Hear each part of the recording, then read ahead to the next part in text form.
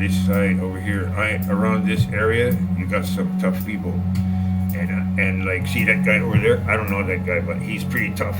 And he told me one day that he was gonna, he's gonna take a train right out of here because I told him that I'm the toughest man in these towns. I don't say it very often, but just remember that. And yeah, I'm just warning you, because you don't want to mess around. Anyway, this video. Okay, now back in the way over there. You see the bridge. Way in the back order. That's the thing right there, the bridge.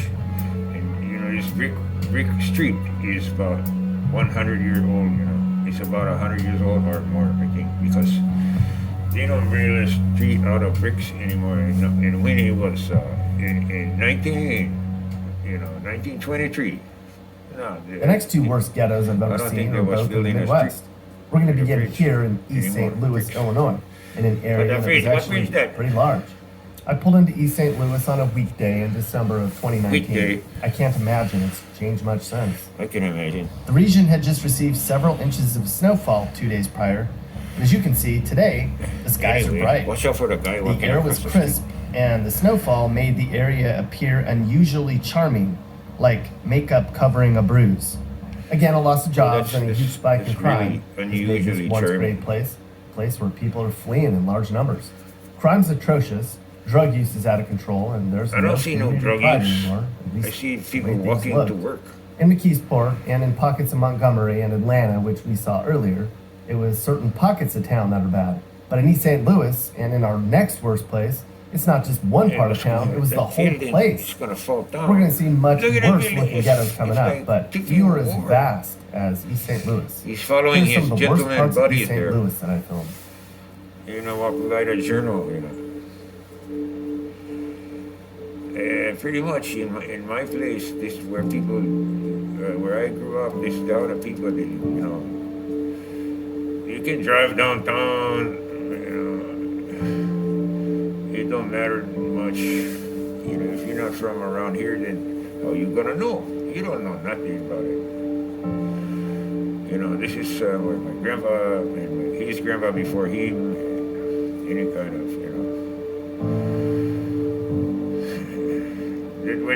that's my uncle used to work there, she wrote.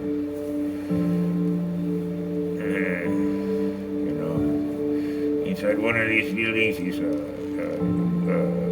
go-kart arena, They got a lot of that around here, where it used to be a factory, but now they got a go-kart arena, or, maybe sometimes, but they usually, this is maintained at a go-kart arena, but, actually in reality, he never had no go-karts. He likes to have the building because then he can bring people over and impress them with it.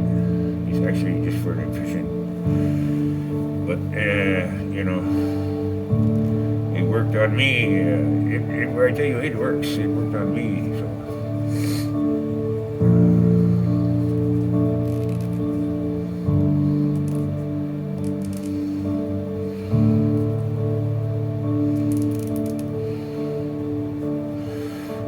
This is a really run-down neighborhood. I'm telling you, you want to stay away from this.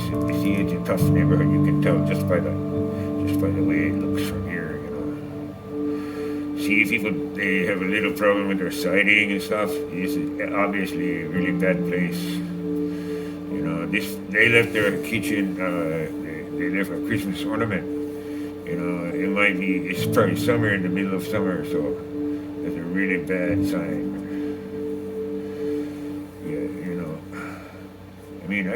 I can tell you. I can tell you. Here is a business you might want to make some money from. You can go to these places, and I don't know if you want to pay for it or not. You can tell the city council.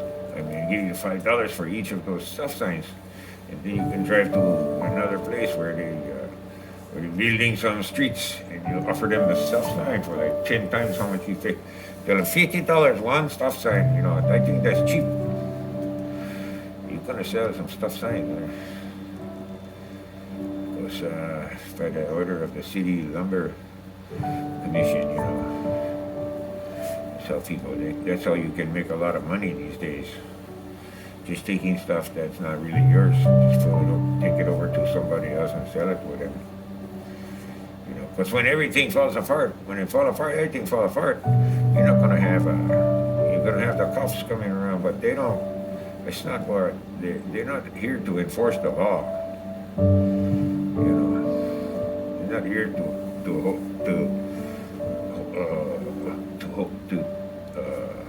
Now, the other Midwest city that really stood out is Gary, Indiana, which is only about 30 minutes from the south side of Chicago.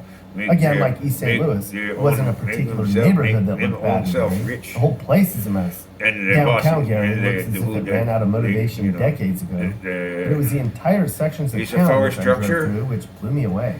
Typically, I try to find the worst neighborhood based on crime numbers and poverty levels. Everybody wants to see which homes are the most run down. All the good people, but here, there wasn't one particular bad part of town. It was the whole place. What you're seeing here is pretty much what a lot of Gary looks like. And there's still 76,000 people Indiana, living there too. The rows and rows of slums that you're going to see are they used to have 100 million people. Like others, right now they only got like per acre of the city. They only got like 1 or 2 people per city. Which look even more hopeless with the early winter brown tint. There really wasn't much of anything. Some of the areas are like people in Gary make about $15K a year. It's estimated that 4 in 10 people lives in poverty, and about half the population doesn't have a job at all. Unsurprisingly, homes here cost about $50,000 on average. But in areas like this, homes are about $14,000. Through a government grant, you can actually buy a house here for $1. But I don't think that many out-of-towners would be motivated to do that unless they clean this place up a lot, and that'll likely take a decade or more. Here's the rest of the worst pockets I saw. Why don't we go there and clean it up, man? We're gonna buy a neighborhood. Let's get together and buy a fucking neighborhood, okay? Go to one of these countries, cities. I think that's a good idea, you know. So you already got the infrastructure.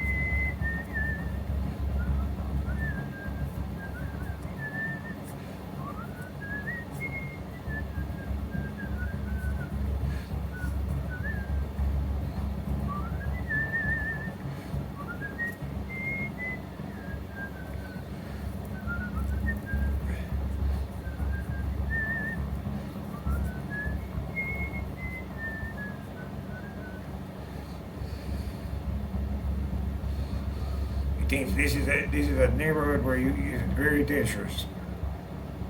That guy had a ladder up to his roof, and the house was in disrepair. This is fucking disgusting.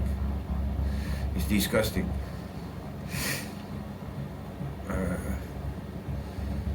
You know, there's no trash laying around, but those fences have run down. There's a house that's burned out. Nobody cleaned it up yet. There's a whole empty space. I don't see nobody except a couple of guys. Number 4 worst ghetto place I've ever seen is back up in the Northeast. We're actually going to remain up here in the Northeast for the rest of this ghetto rundown. That now, was when you the go to worst place Baltimore, I've ever it smacks seen you in the face. Like, you're in Baltimore, bitch. There is no denying you're here when you pull off and make guy's down by Jerry's bar in the center of it all. Baltimore has many, many, many terrible areas, but the one I focused on was one infamous for being the worst of them all. This is a terrible. Pocket in this general area here on the west side of town. Anything west of Martin Luther King and north and west